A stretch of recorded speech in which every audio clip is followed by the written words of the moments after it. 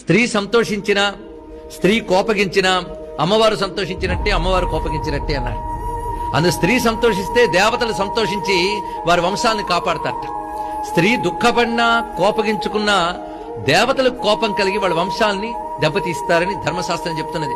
దీన్ని బట్టి స్త్రీకి మన శాస్త్రంలో ఎంత మర్యాదనిచ్చారు, గౌరవాన్నిచ్చారో చూడాలి. ఏ రూపంలో ఉన్నా స్త్రీ పూజ్యురాలే. అందుకే స్త్రీ స్వరూపము జన్మ నుంచి శుద్ధమే అని చెప్పారు.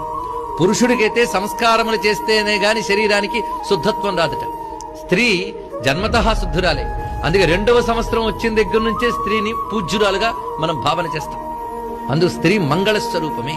అందుకు స్త్రీని ఏనాడో అవమానించరాదు, తక్కువగా చూడరాదు అని ధర్మశాస్త్రములన్నీ చెప్తున్నాయి. ఎందువల్ల? అమ్మవారి యొక్క విభూతి ఉంది స్త్రీలలో. ఇది దర్శించవలసిన విధానం. అంతేకాదు, స్త్రీలను అవమాన దృష్టితో చూసేవాడు, కాముక దృష్టితో చూసేవాడు శక్తి ఉపాసనలో పండలేడు అని శాక్తేయం పెద్ద హెచ్చరిక చేస్తుంది.